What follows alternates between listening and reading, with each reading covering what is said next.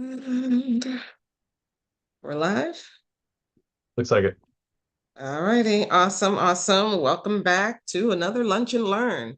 We are Nate and Simone. Today's discussion is about scaling without losing your core values, meaning you don't have to be, you can start out with great values that people admire, and you don't have to lose that just because you become a bigger business. So before we get started, I want to ask you to do us a favor: subscribe to this channel, like and share and comment. Let us know you like these topics that we're bringing you. Without further ado, let's bring in Nate. Hey, Nate. Hello, hello, hello. Nice to be back again. All right. Yeah, so core values. All right, back to square one here. Somehow they keeps cropping up, huh? Um, Yeah, I guess especially it's these days. We feel like yeah. I don't know. I feel like sometimes um, there are people out there who truly believe that in order to be rich, you have to be evil, or all rich people are evil, and Yeah. lack ethics and morals. But that's not Yeah. necessarily the case. Just Yeah. because you want to build a big business, or it just means you want to serve more and more people. That doesn't, and all of those people Yeah. pay you for your services and your products. But that doesn't mean you're evil. It just means that you're serving a lot of people, right? Well, and the case could be made that in serving more people, you are, let's say, broadening your interpretation Mm. of, um, what it means to uh, be a company that serves lots of different types of people uh, and markets, I guess, um, I guess, maybe for lack of a better term, it's kind of like starting off, young and innocent and maybe a little bit naive perhaps. And then as you go along, you become hardened by the world. You learn some things about how things operate in the world, and so maybe you become jaded and think that everyone, your best option is to just look at everyone as a dollar sign and how you can make money off of them, right?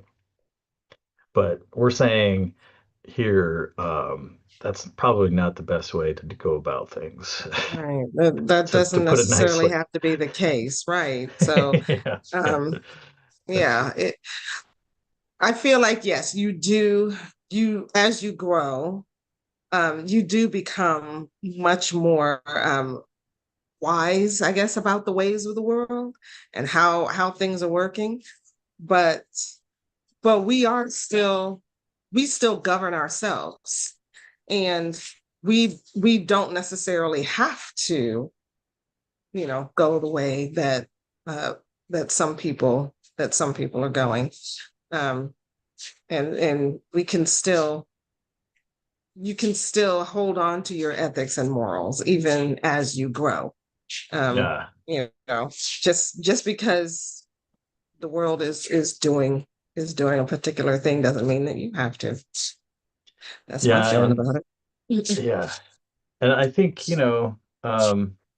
it's interesting. This could be a whole different topic, but I heard somewhere that cultures between cultures, the way that cultures view truth is it differs widely. Like from what I understand, the way China, for example, views truth is very relative and it's sort of gray.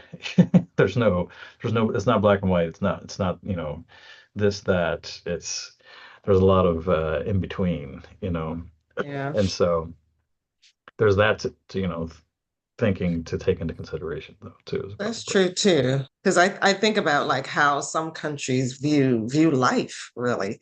Um, here we have a very, every life is precious, right?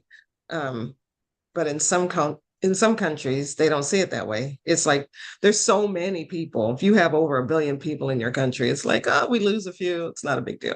Right. Yeah. Oh, It's a rounding um, error. yeah, they don't, you know, you lose that guy, there's another guy over there, right? Yeah. I've heard that in China there are more basketball players than there are people in the United States. Hmm. Wow. So, Wow.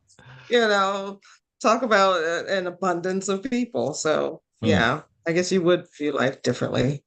Yeah. That A would small change, town there right? is considered, it's like 10 million, right? Yeah, right. Yeah. Got a quaint little village, 10 million people. So anyway, so we're going to look at how you can be a successful leader, but also maintain that brand integrity as you grow your business, um, and how having your core values in alignment can actually be a multiplier, force multiplier in your growth strategy. So the question here is, how can you grow your business while staying true to the values that matter most? So think about that. All right, so we're going to get into challenges here of maintaining those core values while as you grow your business. And I think probably the number one go-to reason that businesses have their core values eroded is because they feel that they need to make shortcuts to sort of accommodate this new growth, right? Um, they start hiring faster than they can keep up. You know, they're not really properly screening people and making sure that they're a good fit, perhaps for the culture. Mm, They have operational changes in the business that somehow conflict with the original culture of the business. I can't think off the top of my head how what that might look like, but I guess maybe I- if you had a laid back type of a culture, and then all of a sudden you had somebody, an authoritarian, come in and saying, "We're going to we're going to speed up production. We got to make these things. We got to cut costs, and every cent counts here." And that might mhm. be quite a clash. You know. You know, it makes me think of this company. I think they're out of business now. Called Juul. Remember the e-cigarette company, Oh yeah. um, where they had their whole mission when they got started was to really put the cigarette companies out of business. Um, so they came up with this product, and it had nice flavors, and it was supposed to be kind of, instead of smoking cigarettes, go this route. And it's, not harmful, it's less addictive, all that kind of stuff. Well, they ended up, and the people that they were supposed to be going after, really, their target was more older people, more middle-aged people, people who had grown up with cigarettes and, wanted them to, convert over, do Well, something. they were trying to get them to quit, wasn't it? It's like this is a Well, method to yeah, get them quit to quit. cigarettes and like Yeah. and use an alternative, Oh yeah. to get off the cigarettes.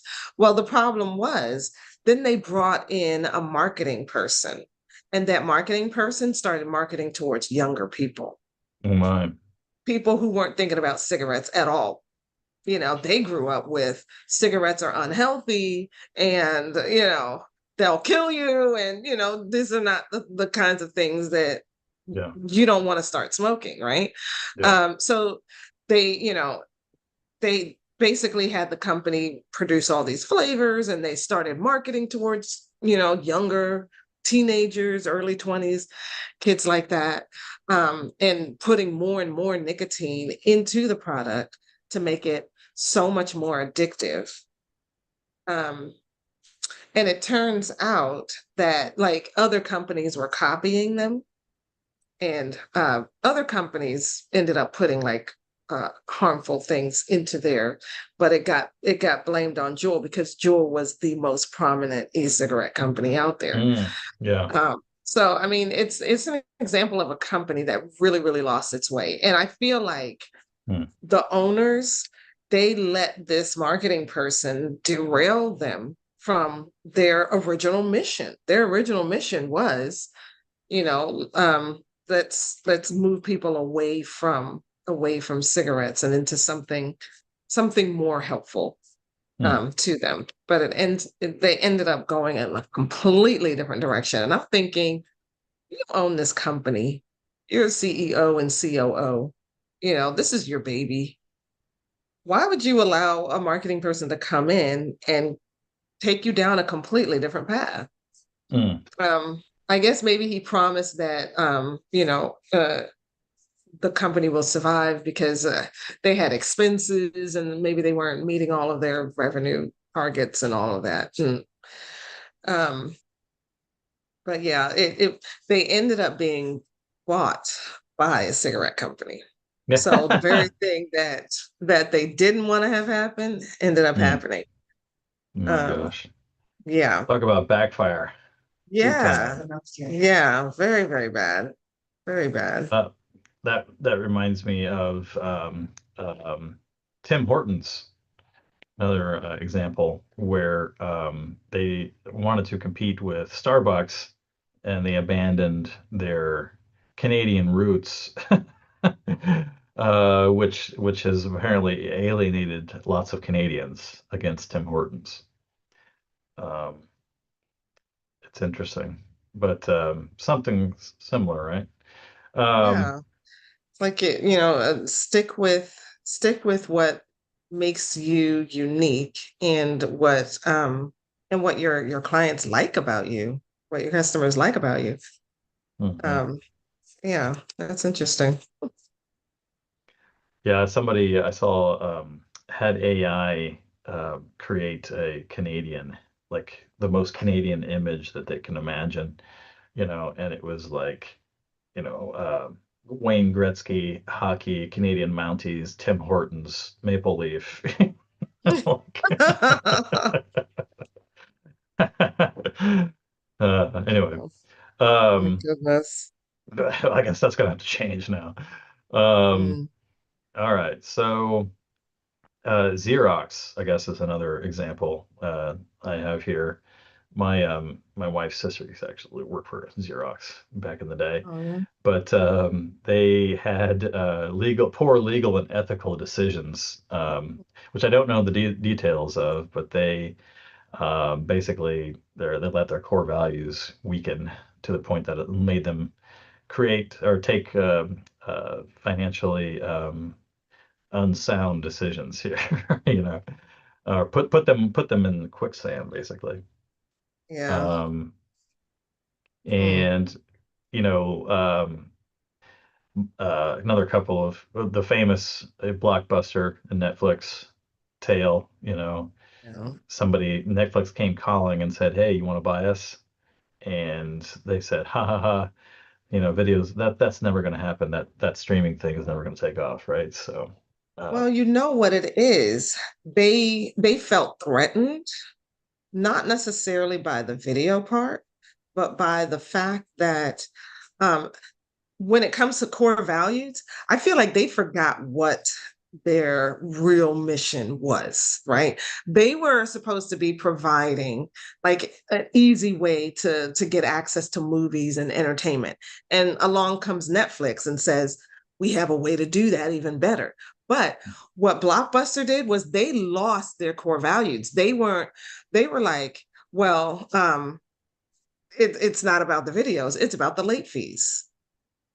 They got so caught up in the late fees that they lost all sight of their original mission. mm, You to bring know, entertainment to families at home. bringing yeah, bringing entertainment to families at home. Which They is were like, exactly well, what if you Netflix was come doing. along and you're sending, because at the time they were sending out the DVDs in the Yeah. mail, and their premise was keep it as long as you want. You're just paying the monthly fee and return it whenever you want, right? Yeah. Yeah. And you can get the next one when you return that one. And in that model, there are no fees. Mhm. There are no late fees. Mhm. But Netflix just saw you're taking away our late fees, which is where we get a lot of our revenue, a good percentage of our revenue. Mhm. They're like, nope, we're not doing that. And they missed the internet revolution because of Snap. that. Something similar happened, I think, to Kodak when they failed to hit that digital revolution into digital Mm, as opposed to film. They staked their entire culture on sticking with what got them there, I guess, right. and failed to adapt. You know? Not adapting to the changes. Yeah. And that reminds me of like what's happening now with a lot of people. A lot of people are afraid of AI, but AI is here to stay. And rather than be afraid of it, what we really need to do is embrace it and use it to our advantage. Because if we don't, we'll end up like Kodak and and Blockbuster. You know, there's a revolution happening in technology, and we'll miss it if we don't pay attention Yes. and we don't adapt and get on board. Because So these revolutions, they happen. And technology comes along and makes things easier for the normal consumer. yeah, you don't want to Um, um, you don't want to be the next Blockbuster or Kodak in that case. right, So, missing out. yeah. Okay, so it is Phil doing this, moving forward, growing bigger is generally filled with risk, right? But the businesses that are really doing well are able to change these, risks into opportunities. So um, next, we're going to talk about um, being value driven, how that can actually be a strategy when it comes to give you an advantage when it comes to scaling. So first and foremost would be, how your values, presumably if you set your business up from the start using these core values, they have led you to where you are now, right? And those core values, if they are true and heartfelt and you've fully thought them through, they are probably something that separates you from the crowd and differentiates you, helps make you unique, right? And holding on to them could be the thing that you know that allows you to rally the troops, as they say, right? Like everybody could be to help get everybody on board and stay on board with what you're doing, especially when it comes to hiring people. A lot of people, they'll come and work for companies just because of their values. And from what I've found, 50%, about half of, well, exactly half, I guess. Well, or it says over 50, excuse me, of U.S. employees choose to work at organizations based on their core values. So that's an interesting statistic there. Um, Mhm. having those values that are aligned with the employee's personal values can lead to a better work environment, which leads to higher productivity, reduced turnover. It's just kind of a snowball effect there. Yeah, Um, I guess people want to work for companies that are doing good and believe in um, that or at least that believe are aligned with or aligned their with their personal values, values. right? Yeah, Yeah, yeah. that are aligned with their personal values, right? Right. If I were to work for a company that was like our one of our core values is we're not going to be evil. I mean, I feel like for somebody who's kind of navigating the world in a way where they want to do good everywhere they go, well, then that sounds like a pretty good fit. Yeah.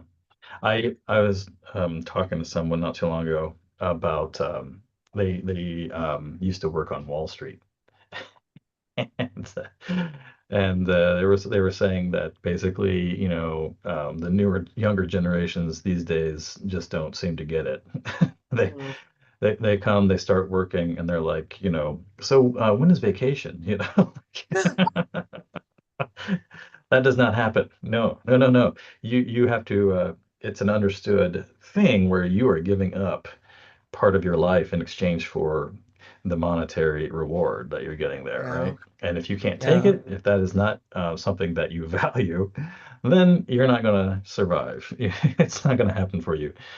And so that's where, you know, in that case, then of course, it's the monetary value that's driving, and that needs to be aligned. And some people yeah. might consider that to be, kind of, I don't know, heartless, maybe soulless, but if that's what they're That's, in I guess for, that's how some people operate. yeah. But obviously there's a big clash there, right? Yeah. If you were looking for 20 days off a year, having weekends off and working, 40 hours a week, that is not for you. So, um, Yeah. yeah. So apparently, just to rattle off some more, well, okay, one more factor here, is that you get you could improve your customer trust and brand loyalty because they can count on you to be the same company that they initially encountered and got them to trade their money for, right? Hmm. If you go and pull the rug out from under them, then you might be seeing some companies take a dive, or excuse me, customers Yeah, I leaving in wonder, droves. um, and I'm assuming, you once a customer, once a company decides on what their core values are, then I feel like that needs to permeate the company, even if the leaders of the company change, you know? Mhm. Um, so they have to really, say that the CEO leaves, what's his name? Bill Gates leaves Microsoft. Well, the next guy who comes in, does he have the same values? Is he going to kind of run the company along the Yeah. same values, even as he's trying to grow and meet shareholder expectations and all of that, you know? Wasn't Um, that like or how does they? your company become a different company because you have a new Yeah. CEO? Wasn't that how, like, the whole, Steve Jobs transition? I've completely forgot the new guy. He's been there for 10 years now or whatever, but that he was handpicked by Steve Jobs, to lead the company because he's the guy who he felt would carry that forward, carry the values forward of the company, right? Yeah. Um, anyway, so a little bit, some more statistics here for you. Gallup says that a highly engaged workforce is often driven by strong core values and can increase profitability by 21%. That's an That's interesting interesting. Um, statistic. yeah, Yeah. because your C-suite people are constantly looking at the numbers and constantly trying to drive Oh yeah. growth and profitability, to meet for shareholders. Um, but I wonder, do they miss out on that? An engaged workforce, a workforce that actually wants to be there and be Yeah. productive and, you know, Because they've um, lost their way, they've lost their values in the search for, increased profits and all this kind of stuff. All of us, they're right. they're they're kind of nuking their 21% here. Exactly. Yeah. Exactly. There's this book called Leaders Eat Last, and they talk about how I think one of their examples is Costco. Costco focuses heavily on their employee satisfaction. And the way that Leaders Eat Last kind of talks about the hierarchy is if you're focused on your employee satisfaction and taking care of your employees, then your employees will take care of your customers. Your customers will Yeah, take care of the numbers. The numbers will yeah. take care of your shareholders. Yeah. So take care of your employees. They are a Especially huge, those huge, frontline huge, workers. yeah, those Listen frontline to them. workers who are actually dealing with, you know, customers on a regular basis. If you take care of them and you empower them to actually like make decisions if anything goes wrong on the floor or something like that, then you end up with happier customers and those customers keep coming back. Then as the customers are coming back, your profits skyrocket and your shareholders are happy. But I think a lot Yeah. of companies, they look at their employees as last, really. And they're just looking Unfortunately. at, where can we drive growth? And they look at their biggest expense, which is, salaries most of the time. And they think, oh, well, let's cut the workforce and, Right. How can we you automate know, that? yeah, Yeah. Yeah. cut the workforce, increase prices, cut Mhm. back on this or that or the other thing, um, to drive more profit. But Yeah, the that's sad but but what they true. really should be doing is empowering their workforce. Yeah. They've got it backwards. Yep. And apparently, Microsoft, under the new CEO, Satya Nadella, they have shown that if you have a culture of empathy and innovation, that can lead to significant growth as well. So it is being put into practice by large corporations, and others just need to take a hint, I guess, and try it out. Yeah. I Um, did a workshop this a couple weekends ago. Well, not this past weekend, the weekend before. And he talked about, when your company gets to a certain level, you're in the, eight figures, nine figures, 10 figures, you're focused more on innovation and building a team of teams. And so, but that culture, that set of core values really has to come from the top, permeate through those leaders who are then managing their own teams, to for growth in the company. And he talked about that collaboration both internally and externally, and have those values being spread throughout the company both internally and externally. you know if within the company your values are messed up, and that's going to show to the outside. yeah, they may not know exactly what's going on, but something is ain't right. Something's up. Don't look right. um, yeah. All right. So um, the idea here is that having your values embedded in the culture isn't just good for good ethics purposes. It's good business. So let's talk a little bit about team growth, and your scaling your business with your brand vision. So here's a question for the viewers: have your core values shifted as you have grown? Um, and how do you ensure that new hires and partners are a good culture fit, and that you're taking the time to ensure that actually happens, right? Instead of just hiring willy-nilly in order to keep up with demand, right? Um, That's a really good question, because I was actually having a chat with some friends yesterday, and we were talking about hiring.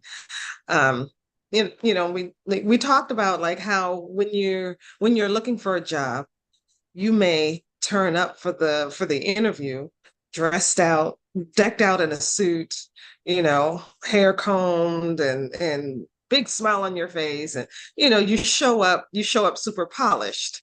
And but everybody knows that's not your day to day.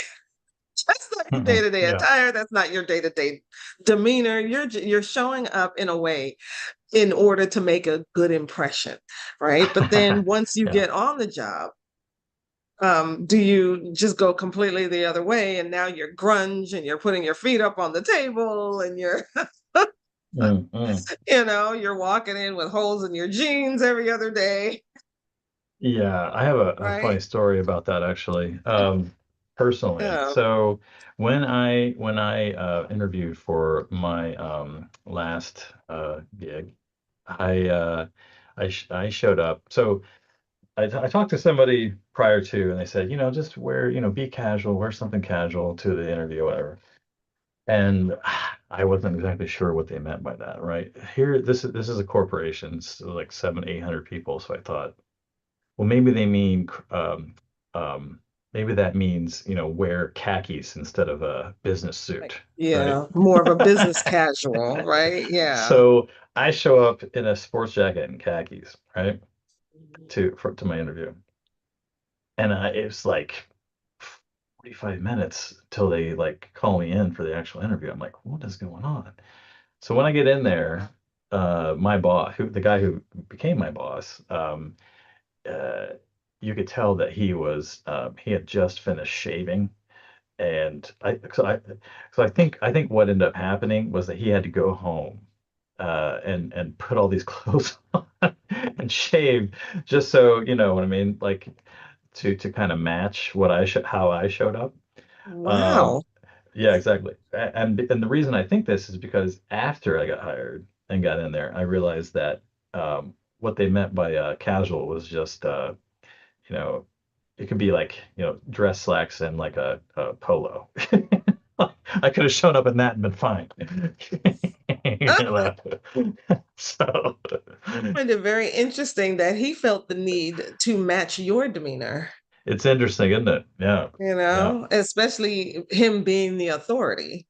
Yeah. Yeah. I mean, I guess maybe he didn't want to feel like uh yeah, maybe he was trying to he kind of wanted to match the culture with me in that case. I don't know. Like it's interesting. Which is Interesting. interesting because if you're trying to get a culture fit, you really want to let the candidate know this is our Right. culture. Like Yeah. this is how we show up to work every day. Yeah. Thanks for coming in your sport jacket and your khakis, whatever. But Yeah. you know, when we hire you, when you're come in the polo shirt, you're good. Right, right, right. That's what I would think he would do. Yeah. You want to, because part of the job interview is also to sell the job to the candidate. Yeah. So you don't want to Well, sell them a and maybe lie. that's what it was. Like, he wanted to kind of like, yeah, exactly. So he did well, okay, but he didn't want to also like be at a lower level. You know what I mean? Like,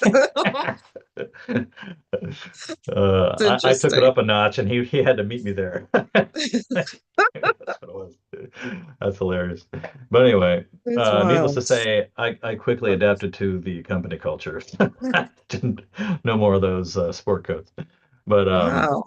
yeah, and ties. By the way, I had a tie on too. But anyway, Oh wow. Okay. yeah, yeah. I found out later on that the CEO was like, "Hey, we stopped wearing ties about 20 years ago." I was like, yeah, like, okay. By the way, I wholeheartedly endorse that decision. I Yeah. feel like, I mean, there are things that we as women do to be attractive, but are just extremely uncomfortable. I feel like men tying nooses around their necks every day and No, wearing that all day man. Oh, is if one you, of those things that just really needs to die out. I don't even yeah, understand why that's still a thing, to be honest. yeah, yeah, it I is. actually read a statistic that said a lot of men tie their ties too tight and they are Mm-hmm. suffering. They're walking around suffering from a Oh lack yeah. Oh yeah. good oxygen That's all day easy to long. do. That's really easy to do. Yeah, No doubt. like you're tying a noose around your neck, dude. Uh, hmm. Yeah. Um, so there's this idea of culture fit hiring. It's kind of what we're talking about here, where maybe that would actually require an entire culture assessment Mm. portion to the interview, where you're really trying to figure out if this person is actually going to fit with the culture. But that assumes that you have that figured out as well. That is true. I feel like a Yeah. lot of managers who manage who are doing interviews don't necessarily know the culture themselves. Hmm. They know what they do, and they may be the type of people that just sit in their office all day long and don't really interact with their employees except for the weekly meeting and to hand out orders, and they Yeah. don't know what's going on with the rest of the staff, so they can't really Just speak don't to the bother me. culture. As long as you're not Right, bothering me, don't everything bother must me, be you do fine. your work, I'm doing my Yeah. work, right? If you don't have any questions, I'm going to assume Yeah. everything's great, right? Yeah. um so they Yeah. can't necessarily speak to the culture Yeah. that Yeah. the new hire is coming into, because they're not really a part of it. Hmm. Yeah. Zappos has a what they call the nice guy test as part of their interview process. So I don't know precisely what all goes into this, but they apparently are evaluating how the new potential candidate treats everyone, including shuttle drivers. So that's Well, that's part of it. I have to look in more deeply into that. And they actually go that's so really far as to offer $3,000 to a new hire to quit if they feel they don't fit the culture. So well. You want to keep that's peace and harmony in your company. yeah. Well, that's why You Zappos know? is an amazing company, right?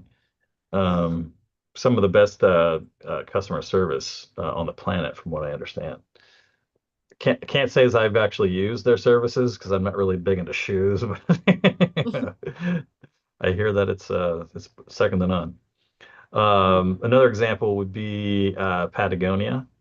So Patagonia is one of those like who Patagonia is. Like there's no like they're totally into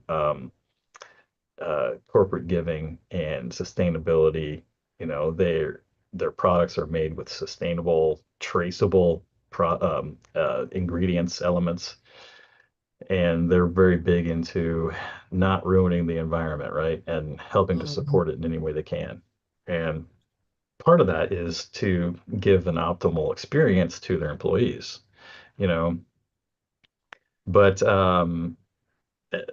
obviously, part of that is if you're going to work there, then you need to value the environment as much as they do, right? That makes Yeah, sense. So, yeah. or you better be, on your way to doing that, I suppose.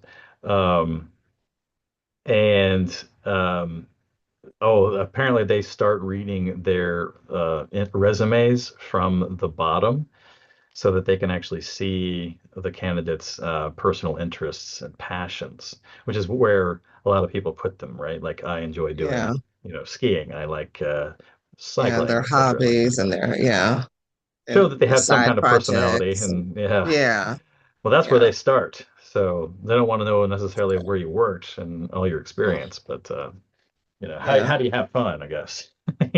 which is good. Um, Yeah. I think that's good because when it comes to with a lot of jobs, you can learn what you don't know, but who you are as a person, Mhm. that's something that's pretty set for the most part, you know. Yeah. Yep. Absolutely. Um, Trader Joe's is another one. They hire based on a love for people, which is I would say that that's actually pretty evident when you go into Trader Joe's. I don't know if you've ever been, but I have a it is couple of like one of the times. happiest places I think I've ever been. It's certainly by far the happiest grocery store I've ever been in. It's just got it's got, good music, everything's Mm. brightly colored. It always smells like, some of those handcrafted soaps in there. I'm the very first Trader Joe's I went into, and it wasn't that long ago, it was maybe a couple months ago. Um, I remember thinking, oh, what a nice store, because they had flowers right up front, and the Yeah, flowers just smelled just wonderful. I yeah, thought, wow, yeah, this is great. And then as I'm going through, um, I think I was with a friend and we were just kind of looking for snacks to pick up for um, um, real quick before we went on yeah. to another event. And so we're looking at the snacks, and the snacks are just all these interesting, cool flavors. Right. Just the Yeah. weird combinations that they put together. And it kind of gives you the feeling like it's eclectic, it's different, Hmm. it's fun, you know. Yeah. It's not a Especially stuffy place.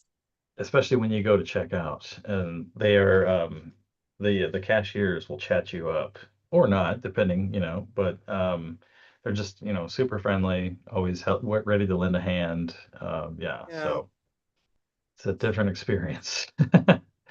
You know what, too? There's one nearby me here in DC, and just the fact that they have lots of different lines, checkout lines, and all of them are staffed. Yeah, So just yeah. that alone says that we actually care about the fact that you're waiting around, Hmm. and and we want to help you move it along, right? Nobody wants to spend, nobody goes into a grocery store to spend all day. Yeah, It's kind of one yeah. of those chores that you have to do. So Yep, yeah. definitely. And I think they had like smiley faces above the checkout thing. I can't remember exactly what they say, or Yeah. you know, but it gives you like little conversation pieces to Hmm. start conversations with. And um Yeah, yeah, which I thought was interesting.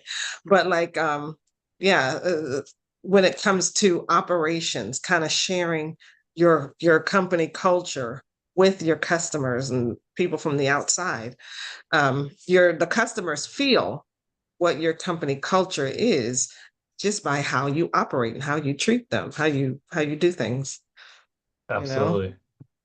you know Absolutely. Um, and going along with this, is your main keeping those values that you have and making them part of your messaging that you send out into the world, right? That hmm front end matches what happening internally and vice versa, right? yeah, Um, and so maybe a good example of that would be IKEA, if you're familiar. I think everybody yeah. knows who IKEA is. But they are very well known for having confusing interior layout, but with very helpful Yeah, signs. Once you learn the navigation and the signs, everything's fine. But you know, um, it's almost like I, being in a some kind of a first-person shooter video game in there sometimes. But I see how actually that is heard that their layout was intentional, to not keep people necessarily to in. get you lost, but to Yeah. guide you to more to the more and more expensive things, like as you go. Like a Um, funnel. Interesting. yeah, exactly, Yeah. exactly. So when you come in, you're you're not just kind of wandering around. They're guiding you on a particular journey. Mhm. So you're not yeah, you're not just going for just the cheap stuff or whatever. You're Yeah. you're being guided. It's not quite to And the then of course I also heard they had good food in there too. So, yeah. Yeah, in case you you know, get peckish along the way. yeah, Um, it's not quite to the extent of casinos that want to keep you in all day, right? So they right. blot out the sun so you don't know what time it is, and you Yeah, become yeah. mesmerized by the flashing lights and all Right, the the flashing sounds lights, and yeah. everything. Not quite to that extent, but you know. Anyway, Mhm. so obviously IKEA branding and everything is extremely noticeable and recognizable Very instantly, right? recognizable. It's Yeah. all about being minimalist and, Scandinavian with their weird names for things. you know? Uh, but their marketing voices, also reflects kind of their company culture and who they want to be and who they want to project, and so something that everybody should take into account. All right. So, something to keep in mind here is that it's not enough to simply define your values. You have to have the tools and the habits that reinforce them. Yeah, So, I feel like that's a good place where automation comes in. If yeah, you define like, okay, this is my value. This is how I express my value. This is the kind of habits that I want to have.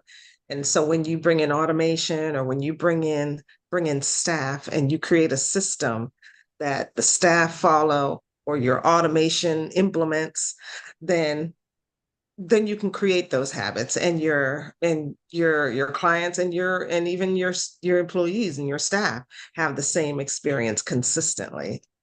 yeah. Yeah, if you want to send a message to your clients that they matter to you, you can actually use automation to help with that. And Hmm.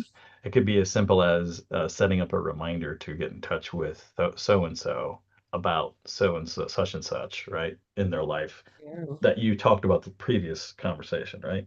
Calling them Right. up, make it personal, send them an email. You could have automated email messages that could depend on that could the actual level of manual intervention could be determined by their how much money they're giving you, um, Right.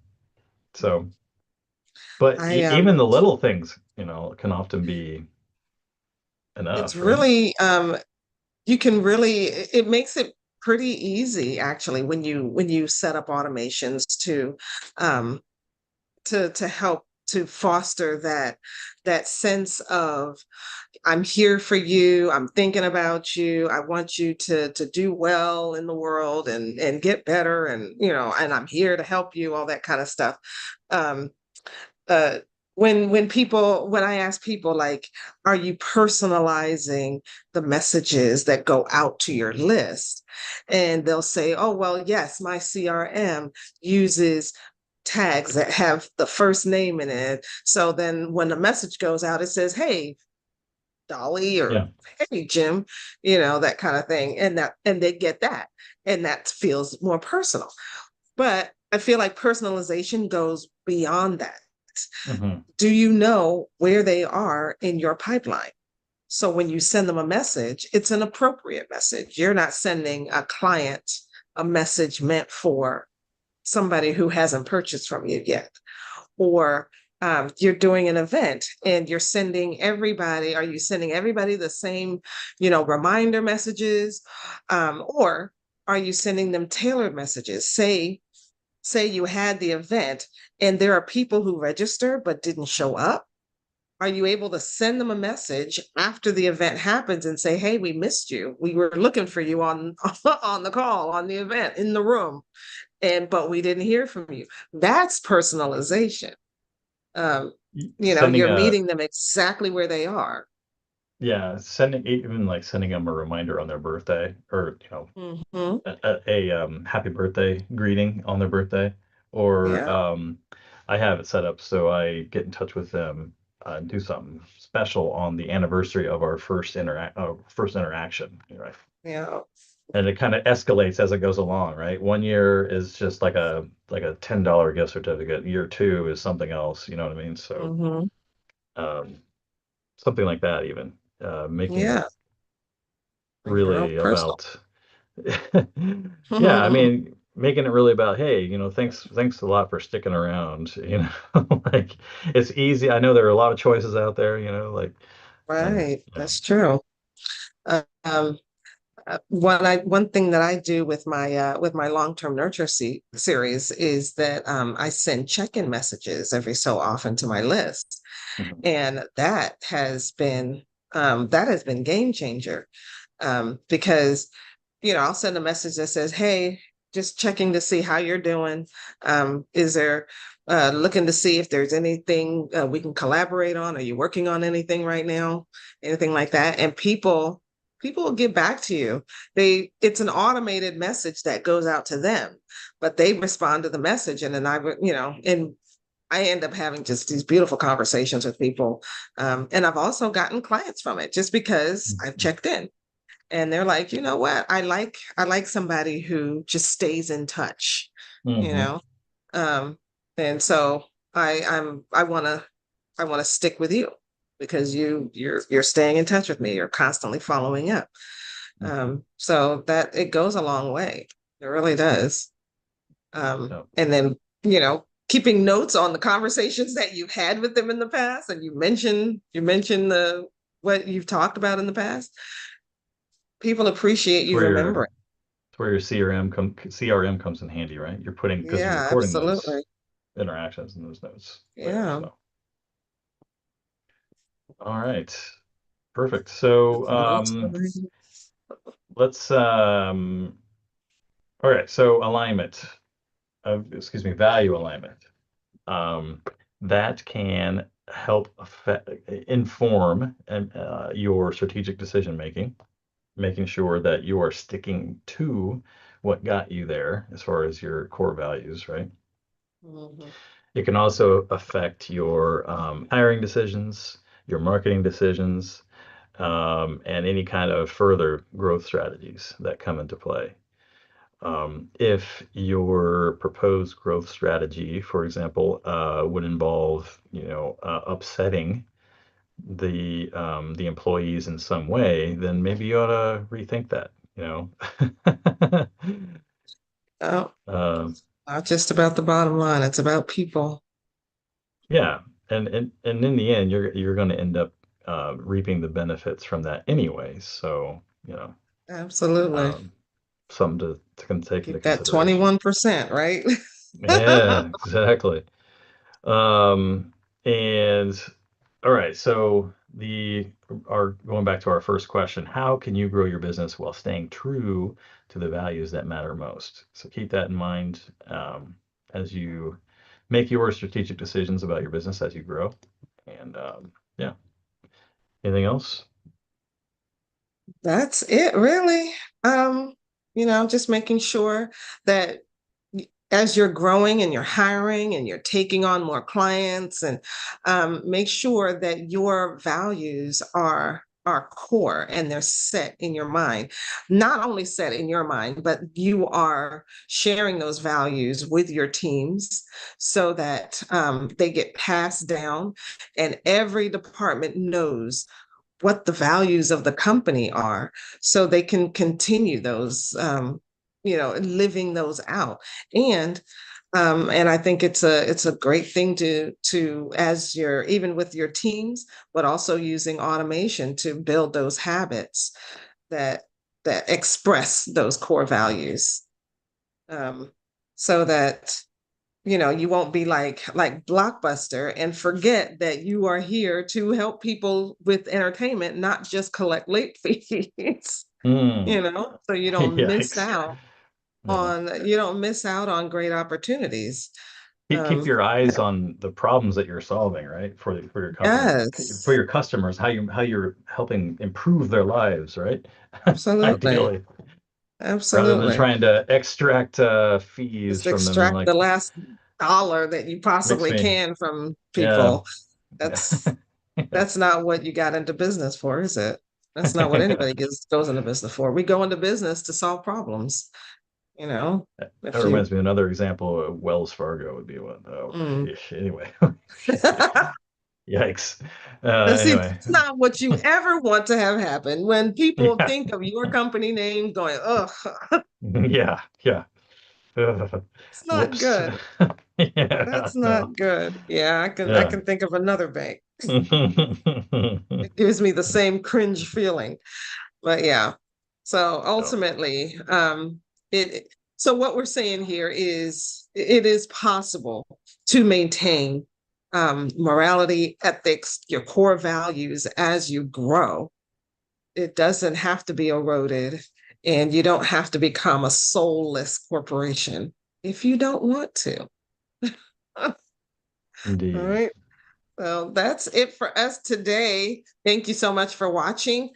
Put in the comments what your biggest takeaway was from this, and tell us how you're going to, what strategies you might employ to hold on to those core values as you grow your business. And we will see you next time. Bye.